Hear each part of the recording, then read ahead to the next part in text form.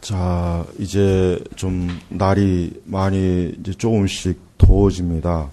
근데 날이 더워지면은 항상 좀 나태해져요. 이게 사람이 날이 덥고 그러면 자꾸 처지잖아요. 처지고 또 피곤하기도 하고 사실 그래요. 그렇지만은 그런 걸 좀 이겨내야 돼요. 예. 신앙생활을 할 때 언제가 위기냐면은 신앙생활이 위기가 있어요. 언제가 위기냐면은 이 자꾸 처질 때가 있어요. 공연이 기운도 빠지고 힘도 안 생기고 자꾸 마음도 싱숭생숭하고 또 공연이 그냥 이 신앙생활 하는 게 좀 귀찮아지고 이 교회 나오는 것도 귀찮아지고 목사님 얼굴도 별로 보고 싶지도 않고 성도들하고 이렇게 교제하는 것도 별로고 그럴 때가 있어요. 그리고 목회자인 저도 교회 나오기 싫을 때가 있어요. 오늘 정말 설교하기도 싫고 교회 나오고 싶지도 않고 저도 그럽니다. 저라고 그게 매일 주일이 기뻐서 그냥 그렇지 않아요. 절대 안 그래요. 절대 안 그렇습니다. 저도 어떤 때는 오늘 주일이 아니었으면 얼마나 좋을까. 그런 생각을 저도 해요. 1년에 한 50주 중에 10주는 그런 것 같아요. 진짜 그럽니다. 그래서 설교하기도 싫고, 제가 이게 솔직하게 얘기하는 거예요. 왜 그러냐면, 이게 다 영적인 것이기 때문에 그래요. 영적인 것이고, 우리가 육을 가지고 있기 때문에 이건 어쩔 수 없어요. 절대 우리 자신이 완벽하게, 완전하게 신앙생활을 하거나 그럴 수는 없습니다. 그러나 한 가지 중요한 건 있습니다. 그와 같은 것에 지면은 안 돼요. 지면은 안 되는 거예요. 그런 것들에게 지면은 그건 마귀에게 지는 것이고 세상에게 지는 것이고 결국 나 자신이 무너지는 거예요. 그러니까 그런 게 있는 게 문제가 아니라 그런 거에 지면은 안 되는 거예요. 그래서 만약에 그럴 때는 저는 그렇게 합니다. 그럴 마음이 이렇게 작고 오고 그렇게 지치고 괜히 이렇게 기운이 빠지면은 다른 거 어떤 것보다도 기도합니다. 그냥 계속 기도합니다. 계속. 그거 외에는 다른 방법이 없어요. 기분 전환하러 놀러 가거나 그게 아니에요.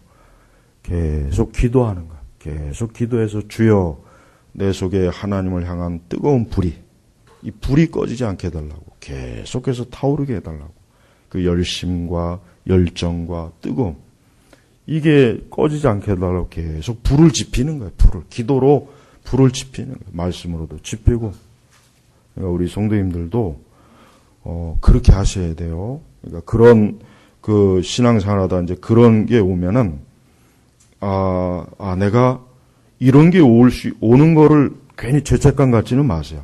그런 걸 가지고 죄책감 가질 필요는 없고, 내가 내 속에 여호와를 향한 뜨거운 불이, 뜨거운 열심이 자꾸 꺼져가는구나. 이럴 때 자꾸 그 불을 어떻게 해요? 키워야 되겠죠? 자꾸 불을 꺼지지 않게. 불을 꺼지지 않게. 여러분 옛날 우리 조선시대 그 종갓집들, 큰 종갓집들의 가장 중요한 게 뭔지 아세요? 그 부뚜막에 불이 꺼지지 않아야 돼요. 그 조상 대대로 수십 년 동안 내려오는 불이 꺼지면 안 돼요. 불이 꺼지면 그날 그 종갓집 며느리는 아주 뒤지게 혼나는 거예요. 아마 그날로 어쩌면은 목숨이 끝날 수도 있어요, 진짜. 그 불이 꺼졌다는 거. 그 불씨를 지키는 게 그게 그렇게 중요한 거예요. 그렇습니다, 여러분. 우리 성도는 믿음의 불씨가 꺼지면 안 돼요. 믿음의 불씨가 약해지긴 해요. 사실 꺼진다는 표현은 좀 잘못된 표현이고 믿음의 불씨가 자꾸 약해질 때가 있어요. 근데 1년 내내 약해지는 건 그건 문제예요. 1년에 한 30일이나 한 20일 정도 약해지는 건 이해가 가는데 1년 360일, 1년 300일을 불이 약해져 있다. 그건 문제가 큰 거예요, 그거는. 그러니까 신앙의 불이 자꾸 좀 약해졌다 싶으면은 온 힘을 다해서 기도해요. 금식하시거나 철학을 하시거나 말씀을 계속 읽거나 그렇게 해서 그 신앙의 불이 커져야 되는 거예요. 약해지면 안 돼요. 그러니까 약해질 수는 있지만 그걸 계속 방치하지 말라는 얘기입니다. 그러니까 이 6, 7, 8, 9 이 4개월은 항상 보면은 시험도 잘 들고 신앙도 약해지고 기도도 약해지고 말씀도 안 보고 예배도 좀 등하냐고 그러다 보니까 당연히 어떻게 되십니까? 신앙, 영적인 게 자꾸 이게 참 성령을 근심케 하니까 또 우리 영적으로 자꾸 힘을 잃으니까 침체되는 거예요. 그러면은 이제 모든 게 다 그냥 캄캄해 보이고 사망의 음침한 골짜기로 이제 그때부터 이제 들어가는 거예요. 그러니까 그럴 때 미리 어떻게 됩니까? 그런 게 딱 들어온다 싶으면은 기도해야 됩니다. 아주 작심을 하고 하나님 앞에 기도하고 금식을 하든지 아주 말씀을 펴놓고 그날은 종일 성경을 아주 뚫어지게 보든지 말씀을 듣든지 이런 설교 말씀을 계속 듣든지 그렇게 해서 이 신앙의 불씨가 약해지지 않고 계속 타오르게 해야 돼요. 한건 이제 6월달 이제 뜨거운 여름철 들어가서 제가 꼭 이것을 미리 우리 성도님들한테 제가 권면을 하는 것입니다. 자, 우리 예수님께서는 참 사랑이 많으신 분이에요. 여러분 구약에 보면은 율법을 안식일을 보면 어떻게 됩니까? 돌로 맞아 죽어요. 물론 이제 오늘날 안식일을 범했다고 해서 돌로 맞아 죽는 일은 없어요. 그러나 청교도들은 돌로 쳐 죽이지는 않지만 그러나 반은 죽여놔요. 어떻게 주의를 그렇게 함부로 그렇게 하냐고 거의 그냥 그래서 어떻게 보면 청교도들은 좀 율법주의적인 면이 있긴 있어요, 사실은. 어떤 면은 있긴 있는데, 자, 예수님은 그 당대에 그래요. 이 유대인들이 보니까 이 안식일을 범하였다고 해서 이 예수님을 죽이려고 했단 말이에요. 근데 유대인들에게는 우리가 입장을 바꿔놓고 생각하면 이게 이해할 만해요. 이게 이해할 만한. 왜냐, 저들은 어쨌든 율법대로 안식일을 지키지 않으면 돌로 쳐 죽여야 되는 그 율법이 있으니까 그대로 하겠다는 거예요. 그대로 하겠다는. 그러니까 이 유대인들의 입장에서는 하나님을 굉장히 열심히 섬기려고 지금 하는 것이지 지금 어거지로 하는 건 아니에요. 어거지로 하는 건 아니에요. 그러니까 그걸 잘 이해해야 돼요. 그러나 문제는 뭐냐면 유대인들에게 가장 중요한 게 이 사람들이 가장 중요한 걸 지금 놓치고 있어요. 뭐냐면 하나님께서는 사람들을 죽이고 파괴하고 멸망시키는 그런 의도로 율법을 주신 게 아니죠. 그죠? 하나님께서는 마치 무슨 학대하는 걸 즐기는 분이기 때문에 사람들이 지키지 못할 계명을 잔뜩 줘갖고 어디 너 한번 이거 지키나 못 지키나 두고 보자. 내가 못 지키면 나 아주 죽여버릴 거야. 아주 내가 너 가만 안 둘 거야. 이런 분이 아니란 말이에요. 근데 유대인들은 마치 하나님이 그런 분인 양 지금 처신하는 거예요. 그래서 예수님께서는 저들을 볼 때 사실 예수님이 안타깝죠. 그래요, 여러분. 우리가 하나님을 섬길 때 너무 형식과 너무 규칙에 매면 큰일 납니다. 어떤 형식을 중요하게 여기는 그 순간부터 유대인들처럼 되는 거예요. 그러니까 우리는 물론 형식이 필요 없다고 하면 큰일 납니다. 왜? 하나님의 교회는 질서가 있어야 돼요. 우리의 신앙은 기준과 질서가 있어야 되는 거예요. 그냥 무질서하고 무분별하게 마구잡이로 하는 게 아니죠. 예, 그렇지만 또 한편 그러나 우리가 그것을 더 중요히 여겨가지고 우리가 사랑과 인애와 자비와 긍휼을 잃어버리면 어떻게 되겠어요? 그렇게 되면은 그거는 하나님 보시기에는 합당한 게 아닌 거예요. 그러니까 우리가 하나님을 섬긴다 했을 때, 우리가 신앙생활을 한다 했을 때 어떻게 됩니까? 우리는 하나님이 정해놓은 질서도 중요하고 그 질서가 귀한 것은 사실이지만은 반드시 거기에는 뭐가 있어야 돼요? 사랑이 있어야 돼요. 사랑이 없으면 안 되는 거예요.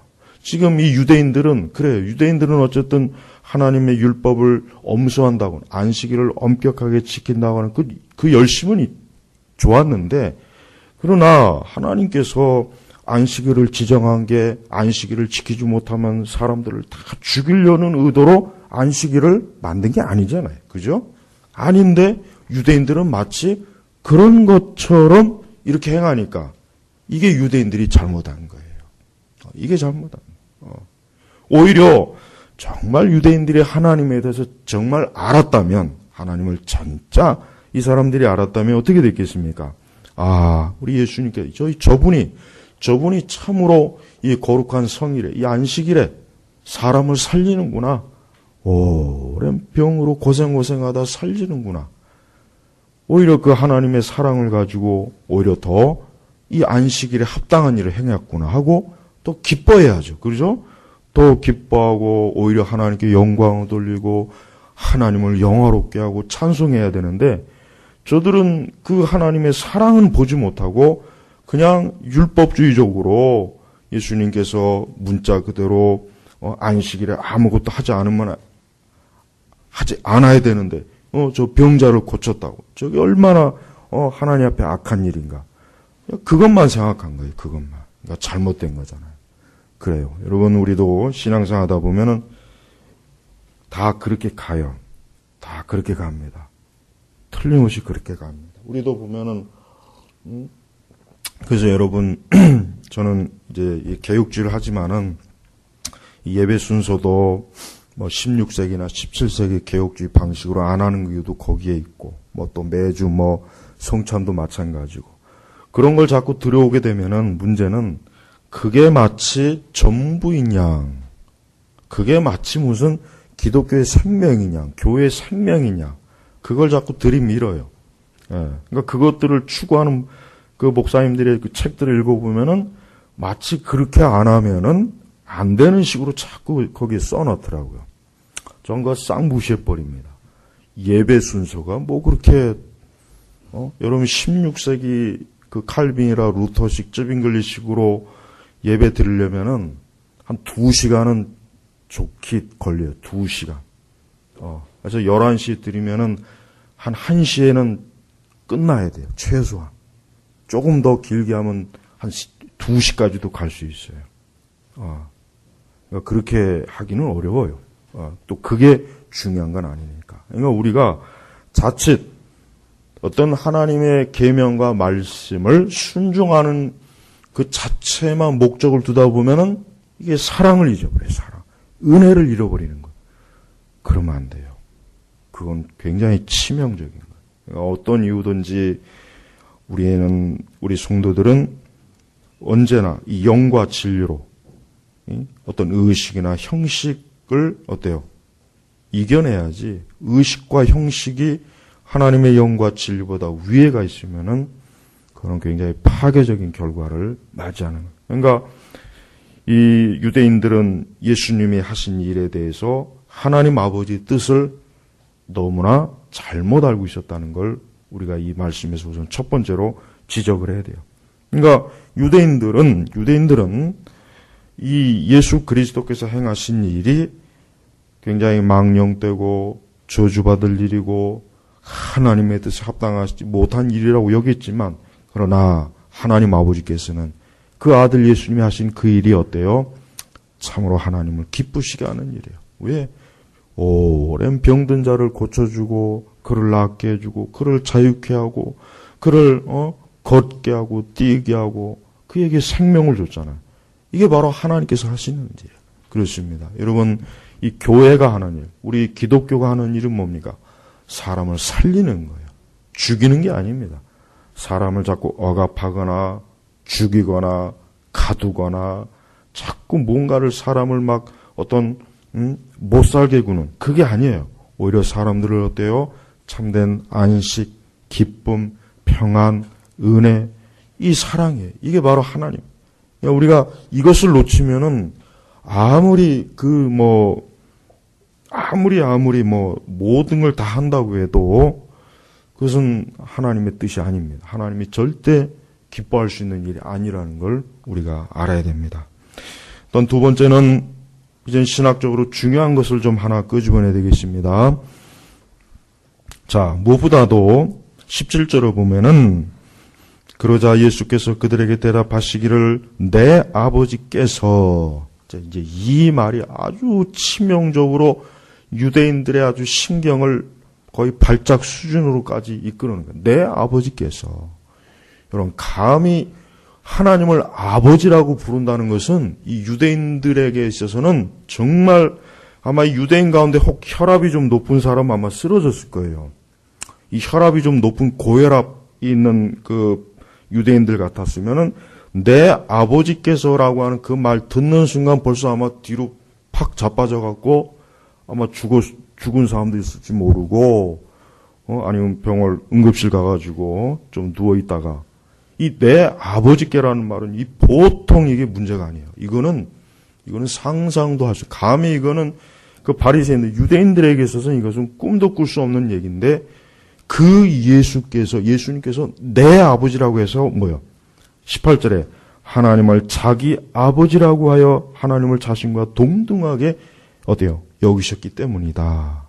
자, 이것은 유대인들이 볼 때는 10계명의 1계명과 2계명을 범한 거예요. 유대인들이 볼 때는. 그러니까 어떻게 감히 하나님을 네가 아버지라고 할 수 있느냐. 이거는 상상도 할 수 없는 그 충격적인 것이기 때문에, 그러니까 지금 어쨌든 안식일도 범했지만서도 그것도 죽을 죄지만 하나님을 자기 아버지라고 부른 것 자체도 어때요? 이거는 보통 절대로 이거는 살려두면 안 되는, 그 당시 유대인들의 의식 속에서는 유대인들은 예수님이 그냥 단순히 어때요? 그저 뛰어난 좀 능력을 행하는 자, 좀 뭔가 특별한 어떤 대단한 뭔가 그 정도로만 어쨌든 조금은 인식했지, 어떻게 하나님을 아버지라고, 결국은 뭔 얘기? 그러면은 하나님이 아들이 있고 예수님은 하나님의 아버지면은 그러면 이게 도대체 어떻게 되는 거냐? 이게 유대인들의 그 관념 속에서는 이건 도저히 있을 수가 없는 거예요. 그러나 이제 서서히 예수님께서는 이제 하나님께서 어때요? 이제는 당신의 아버지라고 하는 그 사실, 그런 신학적인 것들을 서서히 이제 드러내요. 근데 이게 이제 유대인들에게서는 결정적으로 예수님을 십자가에 죽이게 되는 하나의 중요한 요인이 됩니다. 그래요. 예수님은 어떤 분이십니까? 예수님은 하나님과 동등하신 분이에요. 우리는 성부와 성자와 성령, 우리 삼위일체 하나님. 우리 기독교는 뭐예요? 우리 기독교는 삼신을 믿는 게 아니에요. 그렇다고 해서 유니테리안처럼 단일한 하나님을 믿는 것도 아니에요. 삼위일체, 각 의가 동등하시지만은, 그러나 각 위격으로 동등하시지만은 또 그분은 하나님 아버지, 하나님으로서 일체가 되시는 이 삼위일체 되신 하나님이에요. 그러니까 유대인들로서는 이 예수님 그리스도께서 하나님과 동등하시면서도 하나님과 아들이 되신다고 하는 이 교리에 대해서 저들은 어때요? 저들은 지금 도저히 이해할 수 없고 받아들일 수가 없는 거예요. 하지만 이것은 뭡니까? 우리가 성경에서 가르치는 가장 중요한 거예요. 여러분, 기독교 우리 신학에서, 우리 교리에서 가장 먼저 논쟁이 일어난 게 뭡니까? 가장 먼저 논쟁이 일어난 게 그 예수 그리스도께서 하나님과 어떠한 관계가 있는가. 그게 제일 먼저 논쟁, 교리사에 가장 먼저 나와요. 그만큼 이 초대교회도, 이 교부 시대 때도 이 하나님께서, 이 예수님께서 하나님의 아들 되신 그 관계가 어떤지 그것을 규명하는데 굉장히 치밀한 작업을 많이 했어요. 그래서 만약에 예수님이 하나님이 아니시라거나, 만약에 예수님께서 하나님이시긴 하지만 열등하신 분이라 하거나 이런 주장을 하게 되면 어떻게 됩니까? 그건 이단이 되는 거예요. 여러분, 지금도 역시 여호와의 증인 같은 경우는 어때요? 여호와의 증인은 예수님을 피조물로 보잖아요. 신적 존재로 보질 않아요. 그러니까 지금도 예수 그리스도께서 하나님과 동등하시다는 것을 안 믿는 기독교에서 파생된 이단들이 있는 거예요. 하지만 우리는 명백해야 됩니다. 예수님은 하나님이시에요. 그분은 하나님과 동등해요. 그 지혜와 그 능력과 그 권능 동등하신 분이에요. 그러니까 우리는 예수님을 열등하게 취급하면 안 돼요. 하나님 아버지께보다 약간 열등하면 아들 예수님이니까 아버지 하나님보다는 약간 열등하겠지. 그리고 성령님보다는 조금 더 뛰어나겠지. 이러한 인식은 가지면 안 됩니다. 또한 우리는 특히 양태로는 빠지면 안 되겠죠. 이 양태로는 지금도 가르쳐요. 어떤 분들은 정말 도대체 그 신학교에서 뭘 배웠는지 도대체 이해가 안 가요. 양태로는 가장 흔한 이단이에요. 예를 들면 얼음이 녹으면 물이 되고 물이 더 어때요? 기화가 되면 나중에 수증기로 올라가고, 그러니까 하나님은 아들도 되셨다가 성령도 되셨다가 집에서는 아버지고 회사에 가면 사장이고 그러니까 이런 식으로 양태론적으로 하나님을 가리켜 이야기는 쉽죠. 그것은 역시 뭡니까? 그것은 대단히 이단적이고 사이비적인 거예요. 그러니까 우리는 그 아들 예수님이 어때요? 이분은 하나님이셔요. 우리가 구약 성경에서 하나님의 이름을 많이 발견하죠. 그분이 누구이십니까? 바로 예수님이셔요. 우리가 구약 성경에서 하나님의 이름을 여호와의 영, 그분이 또 누구이십니까? 그분도 하나님이셔요. 그러니까 우리는 좀 더 정교하게 성부 하나님, 성자 예수 그리스도, 성령 하나님, 이 삼위일체 하나님, 이 삼위일체 하나님을 믿는 우리의 신앙은 바로 이 하나님을 믿는 거예요. 그러니까 우리가 하나님 아버지 불렀을 때 그 하나님 아버지에는 이 삼위, 이분이 동등하게, 인격적으로 동등하게 그 능력과 자존하시고 영광 중에 거하시는 분이에요. 그러니까 우리가 기도를 하건 예배를 드리건 찬송을 드리건 우리는 삼위일체 대신 하나님께 드리는 거예요. 여러분이 하나님 아버지 불렀을 때는 그때는 이 삼위일체 하나님 아버지께서 응답하시는 거예요. 그분을 뵙는 거예요. 그래서 지금 하나님과 동등한 거예요. 그래서 내 아버지께서 그러나 예수님께서는 이 땅에 사람의 몸을 입으시고 제2위격으로서 구속의 사역을 친히 이루시기 위해서 보내심을 받은 거예요. 그렇습니다. 보냄을 받은 것입니다. 그래서 우리는 예수 그리스도께서 하시는 모든 일은 결국 누가 하시는 겁니까? 하나님 아버지께서 하시는 거예요. 결국 성자 예수님이 하시는 일은 성부 하나님께서 하시는 일이에요. 그래서 여러분 우리는 성부와 성자를 대립시키면 안 돼요. 예수님 우리를 구원하시려고 하는데 하나님 우리를 구원하지 않으려고 그렇지 않습니다. 우리를 구원하실 분은 누굽니까? 그것을 계획을 세우신 분은 누구이십니까? 하나님 아버지이세요. 그리고 그 일을 이루시는 분이 또 누구이십니까? 아들 예수님이시죠. 그래서 성부와 성자 예수님은 인간의 구원의 모든 일을 동등하게 성령 하나님께서도 마찬가지죠. 그 모든 일을 같이 하시는 분이에요. 그 모든 일을 지금도 성취하시는 분이에요. 그래서 우리가 이 하나님 아버지라고 할 때는 성부와 성자와 성령 이 삼위일체 하나님을 우리가 믿는 거예요. 참고로 이 동방종교에는 이 성령 하나님을 성부와 성자 하나님보다 약간 못하게 여겨요. 그래서 이 동방종교는 엄밀히 얘기하면 사실 이단이에요. 엄밀히 얘기하면 이단입니다. 성령 하나님도 성자와 성부하고 동등하십니다. 그래서 우리는 성령 하나님 무시하면 안 돼요. 그리고 성령 하나님은 인격적인 분이에요. 그래서 은사주의자들의 문제가 뭡니까? 이 성령 하나님을 비인격적인 어떤 초자연적인 힘으로 자꾸 인식하는 거예요. 그래서 뭐 성령을 받으라, 성령의 불을 받으라, 자꾸 그런 식으로 하니까 마치 성령께서는 마치 어떤 파워, 힘, 그 정도로만 자꾸 인식하는 거예요. 그렇지 않습니다. 우리는 성부, 성자, 성령, 이 삼위일체 하나님이 지금도 이 교회 머리가 되시고 우리의 구세주가 되시며 우리의 목자가 되시고 우리를 하나님의 거룩한 은혜의 길로 이끌어 주시는 영광의 하나님이에요. 유대인들은 바로 이제 그와 같은 것들을 저들은 깨닫지 못한 거예요. 그러니까 내 아버지께서 또 하나님을 자기 아버지라고 하니까 신성모독도 어떻게 됩니까? 율법에 의하면 그것도 맞아 죽는 거예요. 그러니까 예수님께서는 그 유대인들이 보기에는 너무나 큰 죄를 지금 지었다 싶으니까 이들이 예수님을 어떻게 하면 예수님을 죽이려고 하는 것이에요.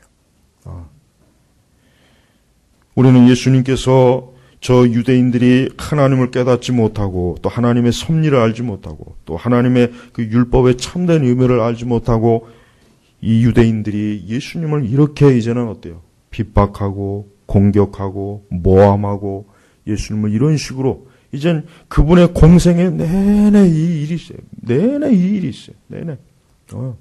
예, 여러분 우리 역시도 마찬가지입니다. 우리가 참된 교리를 지키려면은 이 참된 교리, 즉 성경의 참된 의미와 뜻을 우리가 고수하려면 어때요? 우리도 핍박을 받습니다. 틀림없이 핍박을 받게 돼 있어요.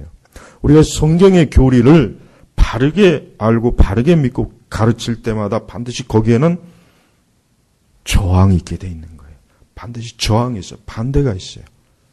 반대로 하나님의 말씀과 교리를 느슨하게 하거나 심지어는 왜곡시키거나 심지어는 하나님의 뜻과 반대로 오히려 사람들이 그걸 더 좋아해요. 그걸 더 좋아해요. 굉장히 잘못된 거죠. 그래서 우리는 지금도 우리가 참된 교리와 신학과 성경의 교훈을 지키려면 반드시 거기에 어떤 게 옵니까? 핍박이 옵니다. 핍박도 오고 배척도 오고 또 하나 뭡니까? 오해가 와요. 오해. 사람들이 오해하는 거예요. 오해하는 거예요. 그래서 여러분들이 바르게 믿을 때 또 바르게 알고 그것을 얘기할 때 혹 거기에 대해서 어떤 저항이나 핍박이나 반대가 온다고 해서 이상하게 생각하지 마세요. 예수님도 그런 일을 당하셨어요. 예수님도 당연히 진짜 하나님은 예수님의 아버지가 되셔요. 성부가 되셔요. 그런데도 이 유대인들은 저들이 교리를 잘못 알고 저들이 하나님의 말씀을 오해한 것을 생각 못하고 예수님을 어떻게 합니까? 핍박하고 예수님을 신성보다 짤아 여기고 예수님을 끝끝내. 그래서 예수님이 십자가에서 죽으신 그 제목이 결국은 뭐냐면은 신성모독입니다. 결국은 신성모독이에요. 결국 그거로 이 제사장들과 바리새인들은 죽었어요. 죽였어요. 예수님을. 그러니까 예수님이 하신 이 말씀은 굉장히 중대한 말씀이죠. 자, 이제 또 다음 교훈으로 가겠습니다. 예수님이 하신 17절 말씀에 보면은 지금까지 일하시니 나도 일한다. 그렇습니다. 여러분 하나님께서는 지금도 그분이 하는 모든 일은 지금도 어때요? 변함없이 하나님은 지금도 하나님의 교회와 하나님의 백성과 이 세상의 하나님의 주권을 지금도 계속해서 행사하시는 분이에요. 하나님은 쉬는 법이 없어요. 하나님께서는 멈추는 법이 없어요. 하나님께서는 그 능력과 지혜와 권능이 중단되는 법이 없어요. 하나님께서는 시대가 변하고 세상이 변했으니까 하나님도 뭔가 변하시겠지. 그렇지 않습니다. 지금까지 일하시니 나도 일한다. 그렇습니다. 주님은 이 말씀 그대로 지금도 하나님께서는 이 땅에서 계속해서 하나님의 주권을 행하고 계세요. 하나님께서 하실 일을 계속 하고 계세요. 만약에 하나님께서 이 일을 멈추시면 어떻게 되겠습니까? 저 태양이 오늘 뜨겠습니까? 태양이 뜨질 않죠. 우리가 생명을 가지고 있겠습니까? 가지고 있지 않겠죠. 만약에 하나님께서 일을 멈추게 되면은 이 교회가 살아있겠습니까? 다 무너지죠. 왜? 이 악한 이 원수마귀들이 교회를 가만 놔두겠어요? 아주 씨를 말려보려고 하지? 그러나 주님께서 지금도 일하시고 주님께서 지금도 주권적으로 역사하시니까 어때요?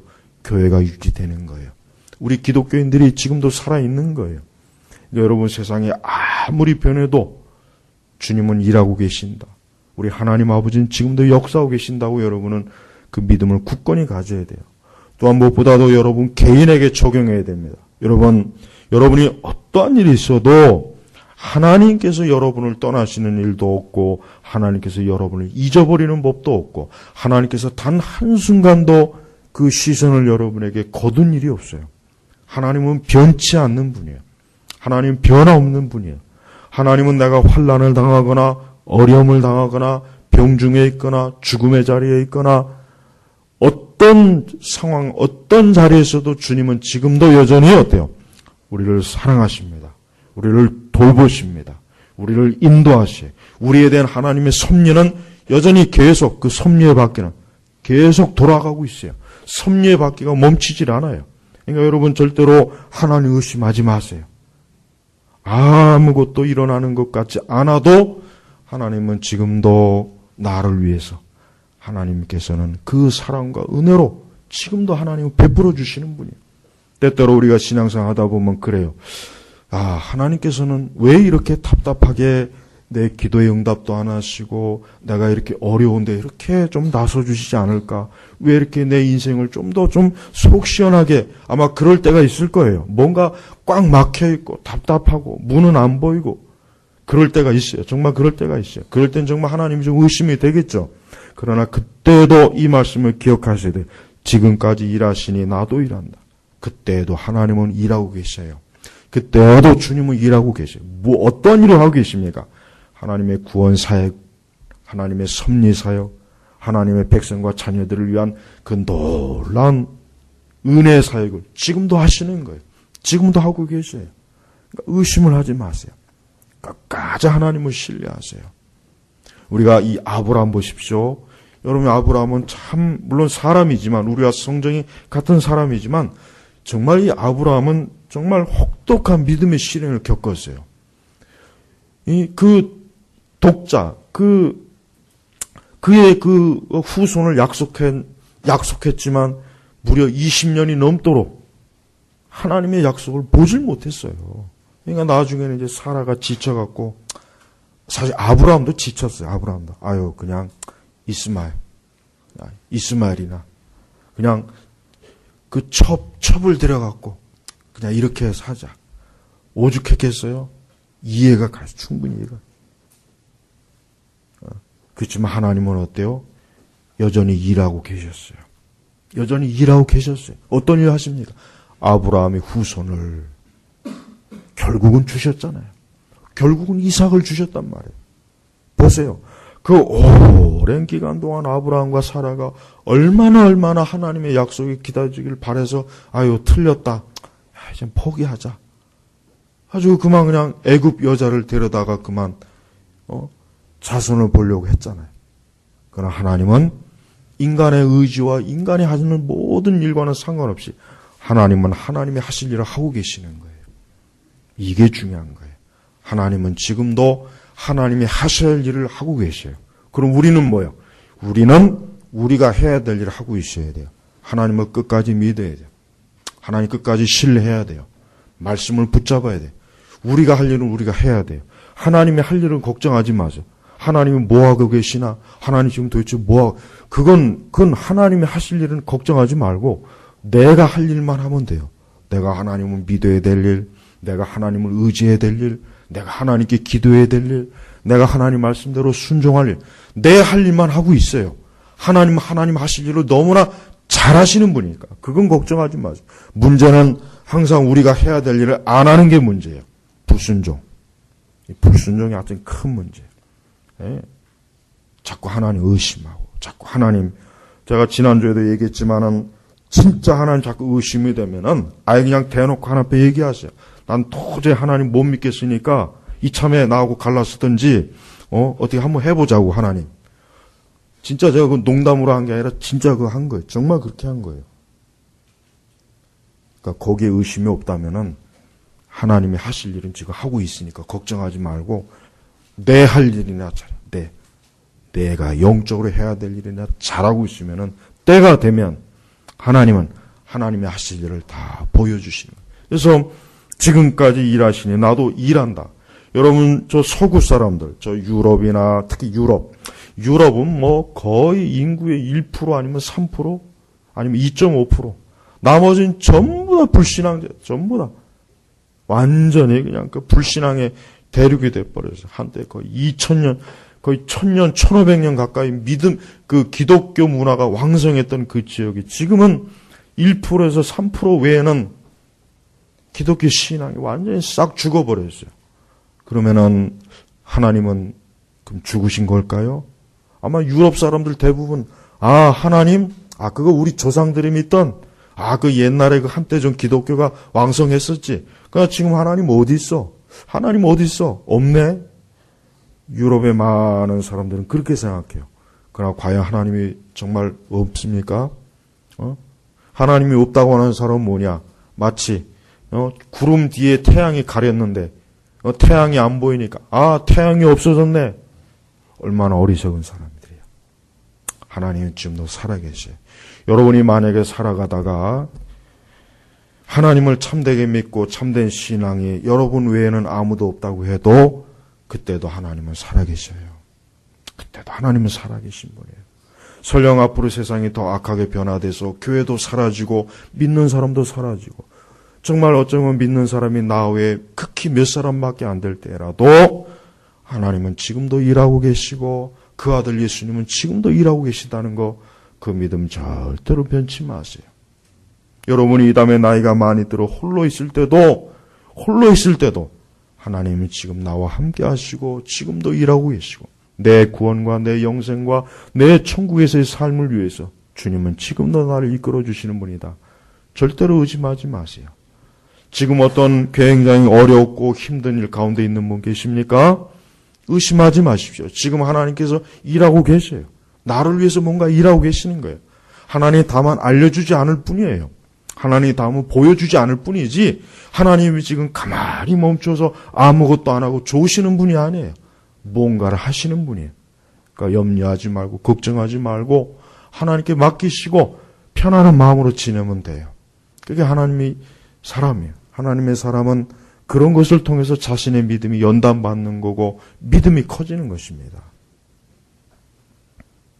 또한 우리는 하나님께서 어떠한 분이심을 알아야 됩니까? 우리는 하나님께서는 심판하시는 분입니다. 심판하시는. 이 심판이 참 중요합니다. 22절에 보면은 아버지께서는 아무도 심판하지 아니하시고 모든 심판을 아들에게 맡기셨으니 이는 모든 이들이 아버지를 공경하듯이 아들도 공경하게 하시려는 것이다. 아들을 공경하지 않는 자는 아들을 보내신 아버지도 공경하지 않는다. 그렇습니다. 모든 사람은 예수 그리스도를 공경해야 돼요. 예수님을 구주로 영접해야 돼요. 예수님을 예배해야 돼요. 예수님을 믿어야 합니다. 그렇지 않으면 어떻게 됩니까? 그는 심판을 당합니다. 그 심판은 누가 행하십니까? 아들 예수님께서 하시는 거예요. 마지막 심판 때 예수님은 철장을 가지고 계신 분이에요. 모든 불신자들과 악한 자들을 심판하시고 그들을 지옥에 넣는 분이에요. 예수님께서는 이 땅에 공생의 육신으로 계실 때는 아주 선한 목자로 계셨지만 그러나 예수님이 마지막 이 땅에 오실 때는 어때요? 그분은 심판해 주러 오시는 거예요. 그래서 예수님께서 오실 때는 이 땅에 악인들이 어때요? 악인들이 들어서 벌벌 떨잖아요. 하늘의 천군 천사들과 우리보다 앞서간 하나님의 자녀들이 같이 올 때 예수님은 이제 더 이상 비천한 몸으로 오시는 분이 아니에요. 더 이상 연약한 몸으로 오시는 분이 아닙니다. 더 이상 십자가에 달리신 그 나약한 분으로 오시는 것이 아니라 용사로 오시는 분이에요. 심판의 칼을 가지시고 불꽃 같으신 눈으로 이 땅의 모든 악인들을 정복하고 그들을 모두 심판으로 오시는 하나님. 바로 이 심판의 소식을, 이 심판의 권한을 누구에게? 하나님께서는 그 아들에게 맡기신 거예요. 그래서 24절에는 내가 진정으로 예수님이 친히 하신 말씀입니다. 내가 진정으로 너희에게 말한다. 나의 말을 듣고 나를 보내신 분을 믿는 자는 영생을 가지고 있고 심판에 이르지 아니한다. 이는 이미 사망에서 생명으로 옮겨졌기 때문이다. 이 시간 이 자리에 있는 분들 중에 여전히 예수님 믿지 않는 분들은 지금 어디에 있습니까? 사망 가운데 있는 겁니다. 아직도 중생하지 못하고 거듭나지 못하고 아직도 예수님을 구세주로 주인으로 영접하지 않은 분들은 그는 지금 사망 가운데 있는 거예요. 그가 이 땅에서 생명을 마치는 그 순간 그는 하나님의 심판을 볼 거예요. 지옥의 불바다를 볼 거예요. 무서운 하나님의 형벌을 볼 겁니다. 그래서 속히 그리스도께로 나아야 돼요. 여러분 이 심판은 명백한 거예요. 하나님의 심판만큼 명백한 게 없어요. 하나님은 심판하시는 분이에요. 하나님께서는 이 세상을 반드시 심판합니다. 하나님은 악인, 불신앙자들 반드시 심판해요. 그게 하나님의 뭐예요? 공입니다. 하나님의 뜻이에요. 그래서 나의 말을 듣고 나를 보내신 분을 믿는 자는 영생을 가지고, 영생. 여러분에게 영생이 있습니까? 사람이 죽은 뒤에 영생이 있어요. 영생. 그리스도를 믿지 않는 자는 어디에서 영생을 보냅니까? 영원한 지옥에서 보내는 거예요. 그러나 예수님을 믿는 자는, 하나님 아버지를 믿는 자는 천국에서의 영생을 보내는 거예요. 여러분, 이 영생을 중요하게 여겨야 돼요. 우리 성도는 이 땅에서의 삶도 우리가 중요하겠지만 더 중요한 건 뭡니까? 영생입니다. 영생. 말 그대로 영원한 생이에요. 이 땅에서의 삶은 영생에 비하면 정말 이건 한순간도 안 돼요. 정말 여러분 한번 생각해 보십시오. 물론 우리 사람으로서는 이 영원한 시간이라는 게 우리는 감각을 알 수가 없죠. 알 수는 없어요. 그러나 조금이라도 한번 생각해 보십시오. 무한한 시간대를 생각해 보십시오. 무한한 시간대. 거기에 비해서 성경은 뭐예요? 기껏 해봐야 70 아니면 80이요. 강건하면 80이에요.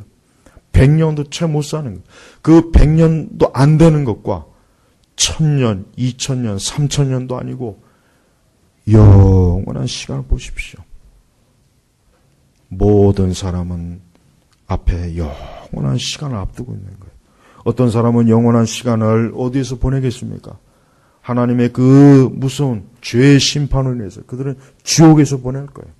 근데 그 지옥에서 보낼 것도 모르고 지금 보십시오. 얼마나 많은 사람들이 지금도 하나님을 멀리하고 하나님을 등지고 죄를 짓고 육신의 삶을 살고 얼마나 이게 저들의 삶이 안타까운 겁니까? 우리 성도는 어떠한 일이 있어도 뭡니까? 자신의 영혼을 위해서 살아야 돼요. 여러분 영혼을 위해서 살아야 돼요. 이 성도가 되는 순간, 그리스도인이 되는 순간 육을 위해서 사는 것은 이제는 끝을 내야 됩니다. 성도가 돼가지고 육신에 매여 있으면 그건 부끄러운 거예요. 그건 창피한 거예요. 그건 부끄러운 줄 알아야 돼요. 그건 하나님 앞에 고개를 들면 안 돼요. 회개해야 돼요.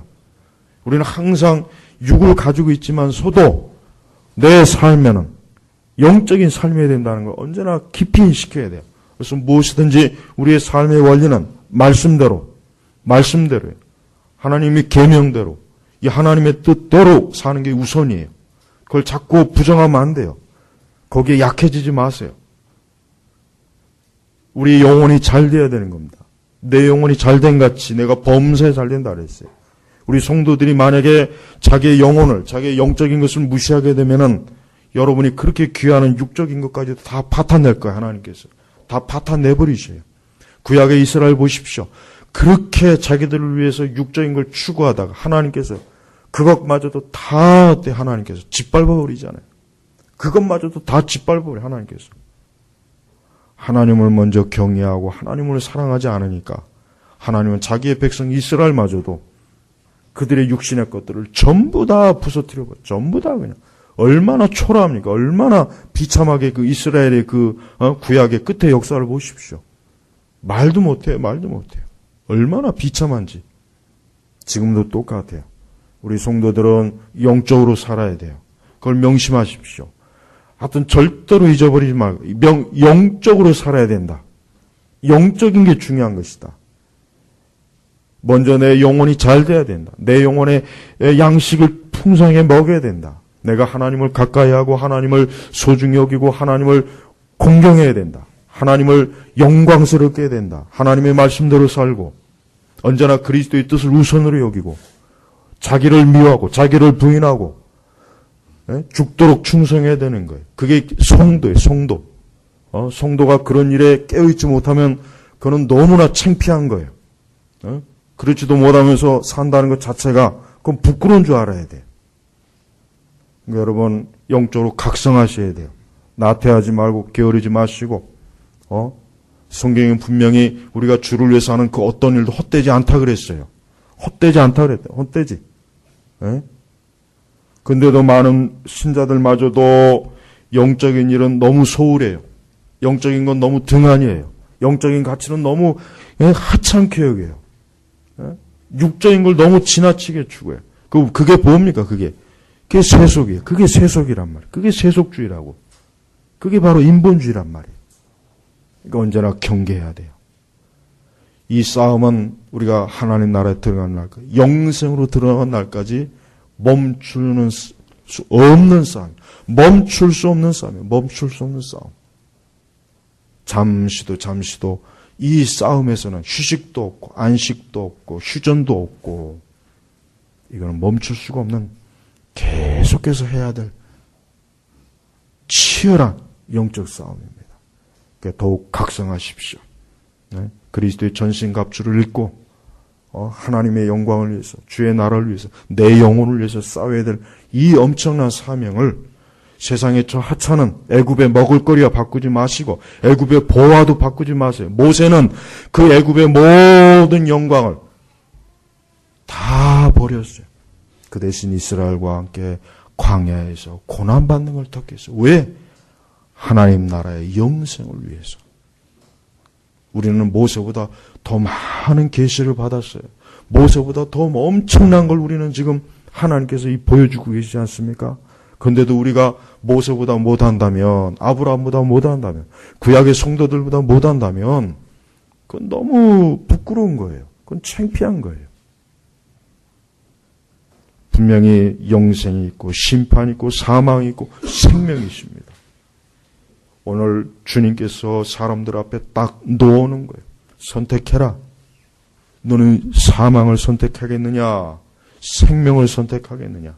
너는 영생을 선택하겠느냐? 아니면 영벌을 선택하겠느냐? 우리 주님께서 오늘 말씀하신 거예요. 오늘 이 말씀을 우리 제노바 교육교회 성도 여러분들이 오늘 그 영혼이 이 말씀을 깊이 각성하시고 들으시고 오늘 그리스도 앞에서 이 말씀대로 내가 순종하고 따르기를 주님 앞에 결단하시기를 헌신하시기를 전적으로 순종하시기를 주의 이름으로 축복합니다. 기도하겠습니다. 하나님 아버지 감사합니다. 우리가 항상 날마다 우리 자신의 연약함을 봅니다. 그러나 그럴 때라도 거기에 지지 말고 영적으로 더욱 깨어서 힘을 내어서 그리스도의 영광을 바라보게 하시고 우리 주님께서 우리를 위해서 얼마나 많은 고난과 수치를 당하셨는지도 기억하게 하시고 또 장차 주님께서 얼마나 영광스러운 주로 왕으로 이 땅에 오시는 것도 우리가 믿음으로 바라보므로 우리가 장차 영생을 누릴 그때를 바라보며 오늘 이 땅에 있는 이 육신의 때를 주님과 함께 고생하고 수고하고 애쓰고 또 자기를 부인하고 십자가를 지는 참된 성도들이 되게 하옵소서. 감사하며 예수님의 이름으로 기도 올렸습니다. 아멘.